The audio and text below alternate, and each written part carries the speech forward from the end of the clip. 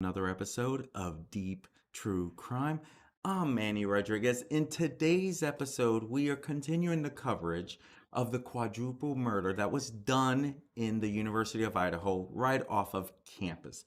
Four young adults, so much life to live and give, was brutally stabbed to death.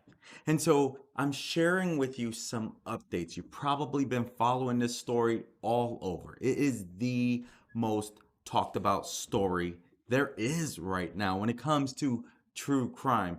And it still continues to be a big talking matter because they have not named any suspects.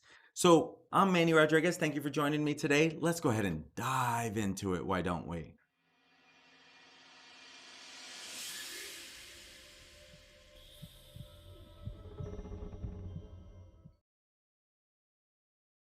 Fox News was reporting on this front door of the home on the first floor level where the two surviving roommates live.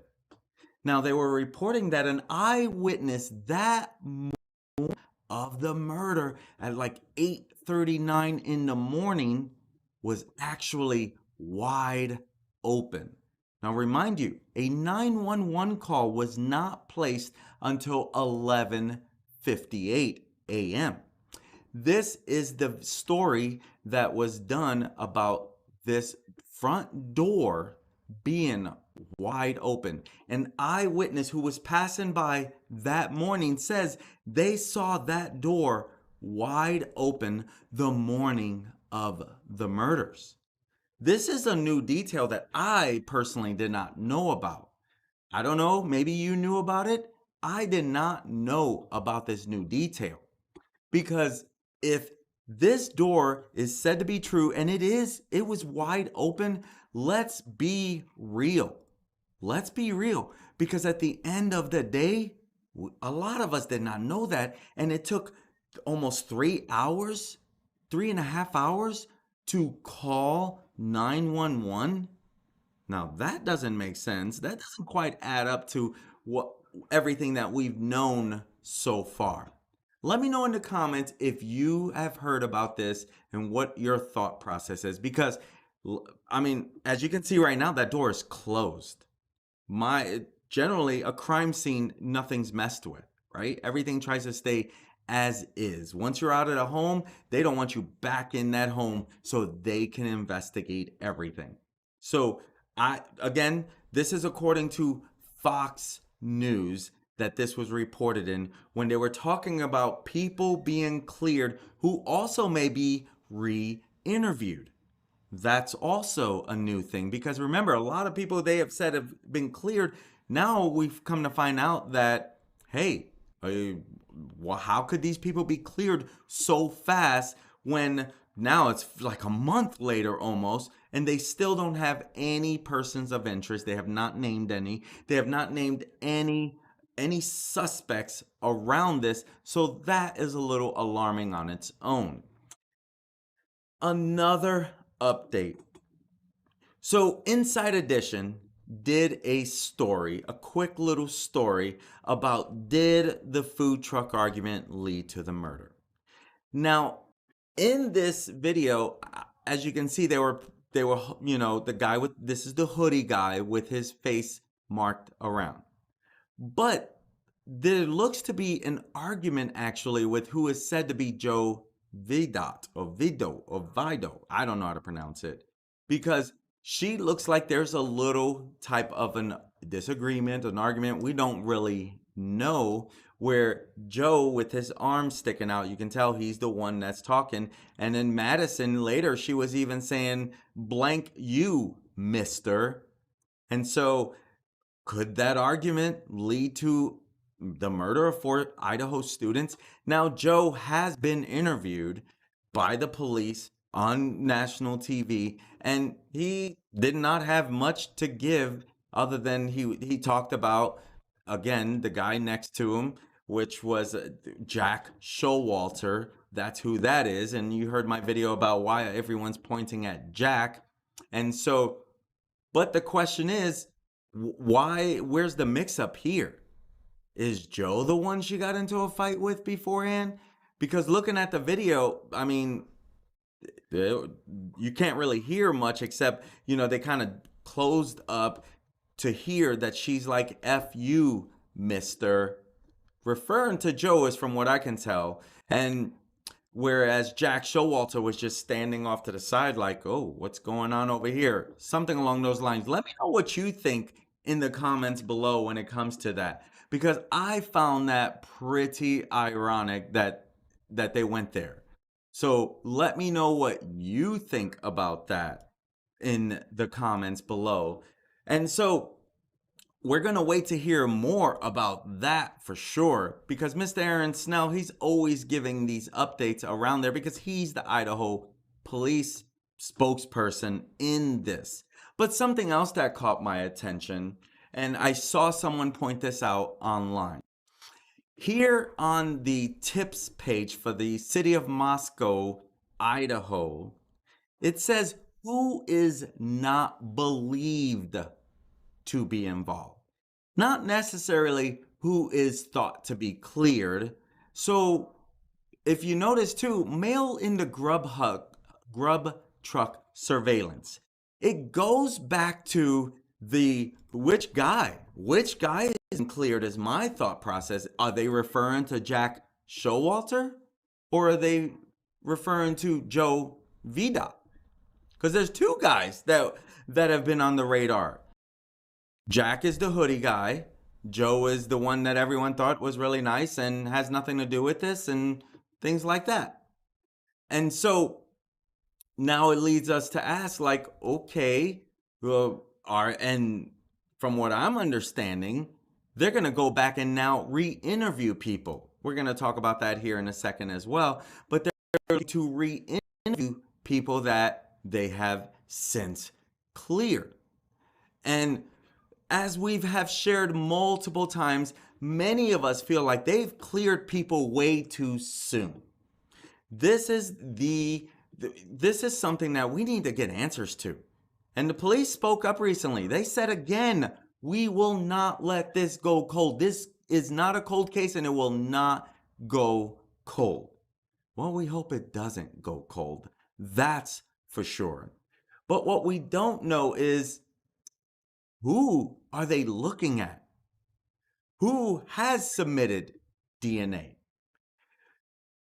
From my understanding, they do have DNA from this whole ordeal. They have DNA from people, from whoever this killer is, because it was shared from Nancy Grace that the DNA came back and it did not tie to anyone in CODIS, which means no one in CODIS is said to be a previous felon, someone who has a record, someone who is in the system, basically. And so Nancy Grace said that, well, at least they have something, but there's still other ways to track this, right? There's still other ways that people can literally go through different all these places that actually, all these pages that actually offer DNA testing to match you with family members that you may have not heard from or know of and things like that. And so 23andMe, things like that, there's a good chance they can connect it with something like that. This may not be solved very soon. That's the truth. This may not be solved very soon. And Chief Fry, he's sharing that. I mean, he was literally in tears about this, sharing this is not going to go cold. We are doing everything we can to really be a voice and find the perpetrator behind this. And Moscow police, they had the really daunting task it was really hard to even watch this video, but they began the grim task of removing and returning the belongings of the victims to the parents who were brutally murdered, of the students who were brutally murdered. And again, cops are saying, we are not going to let this thing go cold. And so they were seen arriving at the home and they were seen getting out with boxes around 9:40 a.m. this morning and entered the scene of this massacre, with Moscow Police Chief James Fry joining the effort in this. And this is Mr. James Fry, and he joined on them. About a dozen cops and other personnel entered the house, which is taped off as an active crime scene. Now, once inside, they close the front door, which is adorned with a Christmas wreath. This is that picture I showed you. This is supposed to be the front door of the first floor, where the eyewitness said that door was wide open the morning of the murder at 8:39 a.m. That to me is really, really. Now, granted, after it could have been closed after they, just so that I don't know. That door to be wide open that morning is that's a little catching. But Chief Fry, he explained why he wanted to personally join in boxing up and removing items from the home, because they were brutally stabbed on November 13th, likely as they slept. And he shared, we're going to be getting those items back to the families. It's time for us to get those things back that really mean something to those families, and hopefully to help with some of their healing. So he's hoping that this will help start that healing process. And he says, I'm a dad, so I understand the meaning behind some of those things, added the chief. His department, they have come under major criticism from the families over perceived missteps and delays in the investigation. See, 3 weeks after these grisly murders, police still have no suspects and no murder weapon, allegedly. But, Chief Fry, he insisted that the case has not gone cold and will not go cold. And so at this time, I know the family is so upset. But he says that we are at the point in the investigation where we are still gathering information. We are still gathering tips. We are still gathering evidence. Fry said in this video statement that was released by the department. And he also added, but there also comes a point in time where the family needs to have those belongings back, the ones that we can get them back. They've asked for some of those things back, so we are ready to take care of that for them.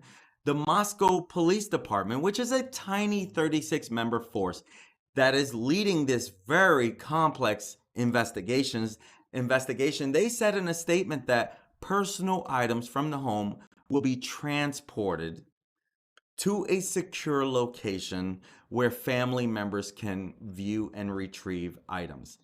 Now, they said secured location. When I hear secured location, I think of those cars, the victims' cars that were in this parking spot that you now see with the police there. But they towed out the car and they said that we're going to take it to another location for safe so we can continue to look at it. And then I see pictures of snow all over it. I thought it was going to go indoors, where they're going to go through everything. But it's sitting outside in a lot with snow all over it. So when I think of now secure storage location, I'm like, I hope it's indoors. I'm sure that they're going to be indoors, but they're going to put it in a secure location so that the family members can get their stuff, view it, see it. My gosh. And to be honest with you, to see them here, to go inside, and then to come out with stuff in boxes and suitcases, I'm not going to lie, that was hard for me. That was hard for me to see this. As someone who's been reporting on this 5-6 days a week with any little updates, because this cannot die out, my friends. I think that this is one of the most important things that we have to remember. This cannot die out at all. Because, this is a heartbreaking story as it is, but, the chief, he broke down in tears, saying that the quadruple murder affects us all. As furious father of dead Idaho student, Stephen Gonsalves, he's considering suing these cops over what he considers to be a botched investigation. Because you had these four students, Ethan, Zana, who were dating, and then you had Kaylee and Madison, who were absolute best friends, like sisters. And now Maddie's dad, Stephen Gonsalves, he's one that has hired a lawyer to try to force evidence out of a tight-lipped police squad who have been investigating the massacre for 3 weeks and still don't have much to give us. And Stephen Gonsalves, he's been very open about this, to the point where internet sleuths, thinking they're doing justice, are now like, what do you think about the dad being a part of this? I don't buy it at all.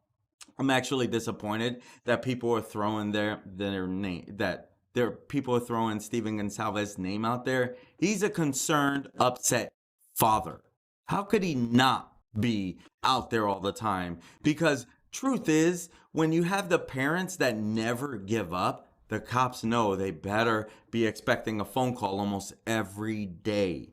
And so, Stephen Gonsalves, he's grown frustrated with the Moscow, Idaho police department's minimal transparency in the case. He said he hoped a personal attorney will be able to force the hand of investigators to release evidence they have to the public. Now, his comments, they come as Moscow Police Chief James Fry, as I shared, broke down in tears during an interview with Fox News as he explained that he and other members of the force are fathers too, and that the nature of the murders affects us all. He also vowed that this case is not going cold. And so Stephen, again, he has been very vocal about his dissatisfaction with the Moscow Police Department. He has shared this all the time. He has even hired his own private investigator to look into the grisly slayings, and just this week said he believed either his daughter or his best friend or her best friend, Madison Mogen, was targeted in the attack. And you can see Maddie in this picture as well with Kaylee. And he believes that one of them was the targeted attack because they were sleeping in the same bed on the top floor. But Nancy Grace said that these two were the ones that were attacked first before going upstairs to attack the other two girls. And then they find the dog in a room by himself. That is strange as it can be, in my opinion. And so we just want justice for these four young kids that literally had so much life to live. Now, Gonsalves, he explained to Fox News that there were legal means of obtaining evidence, but that he needed a lawyer to take advantage of these avenues. There are things that we can request and things we can do to get the truth faster, he said. You have to fill out forms to get this evidence released to you. I don't know how to do that. There seems to be confusion everywhere you look. It's just absurd, the kind of stuff that's going on right now. Now, among his frustrations with the department's lack of transparency was their refusal to reveal the alibis of certain people they have cleared of suspicion. Now, again, I shared with you what was actually documented on their website. He continues, if you don't share your alibi, then you're scared your alibi isn't strong enough to share with the community because that gives them a chance to peer review it. He also told Fox he was upset that the department wouldn't explain why they thought there was no connection between stabbings that recently occurred in both Washington and Oregon. And if you've been following my story, you know I shared on that as well, but they said there was no connection. And he says, don't treat us like we're a bunch of little kids. You're saying it's not related, then tell us why it's not related. They've messed up a million times, but I don't get to say that because what experience does Steve have? He doesn't know. He's just a dad who woke up one day and had his life turned upside down. It's comments like that and him speaking out that make me believe he has nothing to do with this. And this was the family when they were on Good Morning America. But, you know, we only hope to find out more. Now, speaking with Fox, Chief Fry insisted that his department was still rigorously investigating the murder. That's when he said, "This is not going cold. We have tips coming in. We have investigators out. We have investigators out every day interviewing people. We are still reviewing evidence. We are still looking at all aspects of this." I said early on that no stone will go unturned, and I mean that. We are going to continue. This case is not going cold. And he fought back tears as he explained the toll this investigation is taking on those officers who are every day fighting the strong fight to find justice here. And Mr. Fry says, "I'm a dad with daughters, and it's tough. We are human. We don't go to these and just turn it off. It affects us. But we have a job to do, and we're going to continue to do that job, going to continue to push forward." Now, this is where it's strange that you had the two other roommates in the first floor only to find out that the door was wide open and then the dog was out, but there was no evidence on the dog, not outside, but out in another room by itself.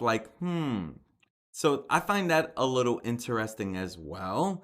And so speaking of Fox and Friends earlier this week, Gonsalves said it took little more than basic logic to understand that his daughter and her friend might have been the target. So I think that's an interesting take on that as well. And Kaylee Gonsalves' family, they just want answers. They just want answers. And so now they're hiring a lawyer to get things done a little more quicker.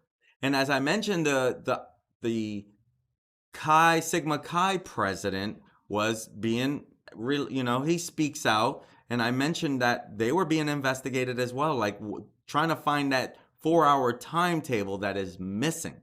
But the president of the fraternity, where University of Idaho victim Zainers Kernodle and her boyfriend Ethan Chapin were last seen before their murder, said he has full faith in the investigation.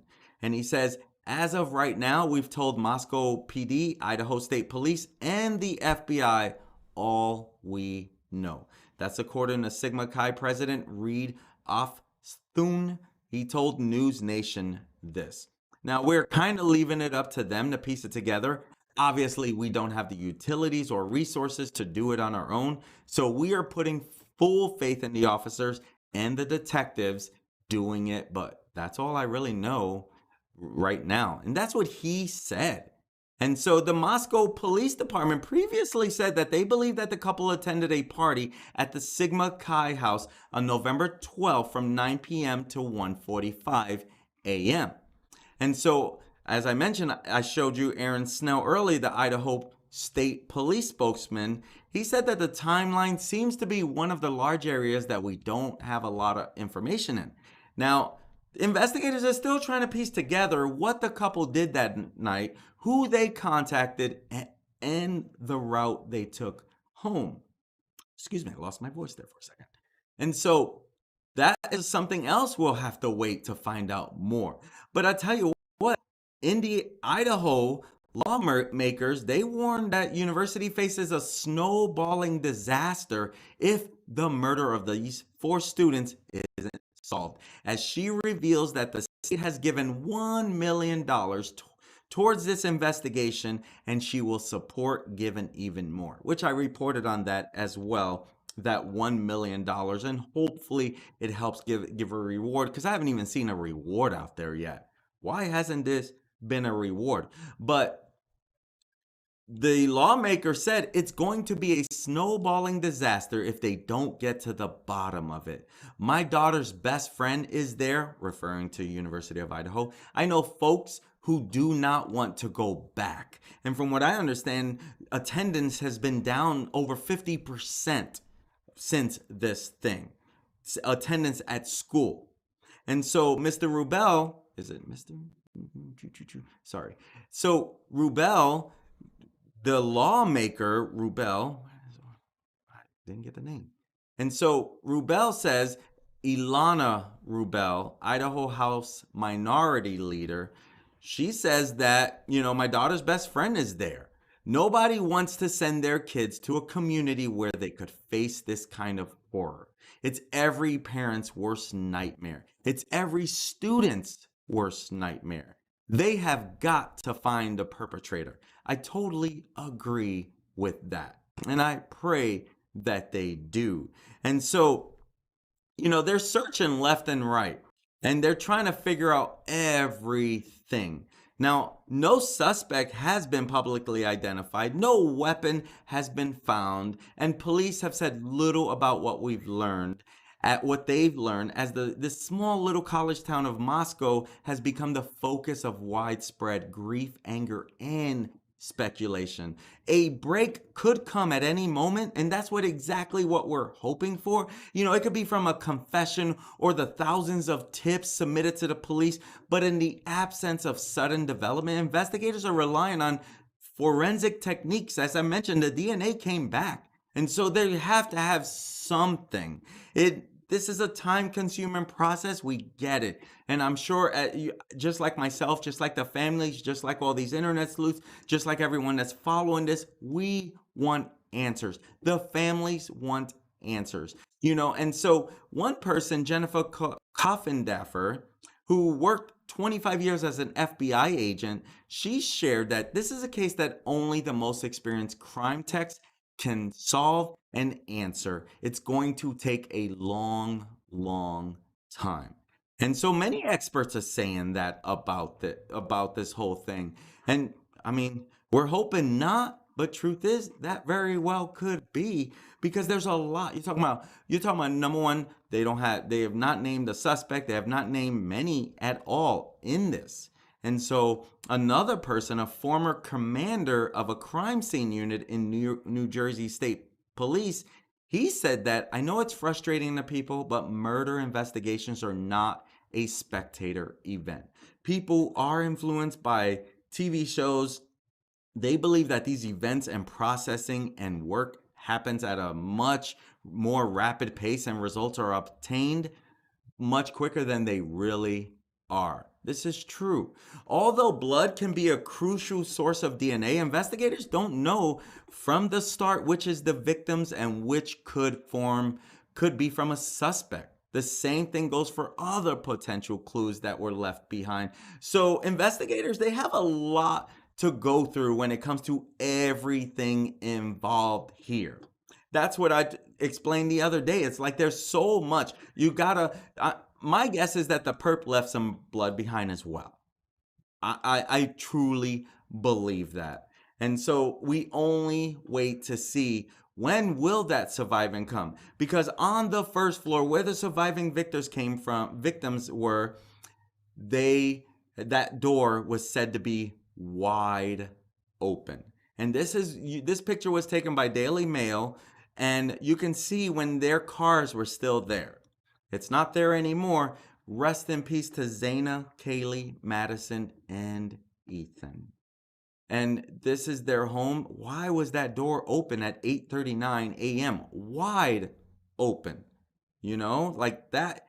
That's where it's like, we want to know a lot more about this. And the family, Mr. Stephen Gonsalves, the sister, the brother, they all want answers. And you can see Mr. Gonsalves with his daughter. He is heartbroken every single day. And he says it right. His world was turned upside down the morning he woke up. My friends, I'm Manny Rodriguez. Please, if you know anything, you're urged to contact Moscow Police. You got the number right there. Please share what you know with whomever you know. My friends, I'm Manny Rodriguez, and I look forward to serving you again. Let's get some justice for these 4 innocent victims taken from this world way too soon. Have a great day, my friends. Peace.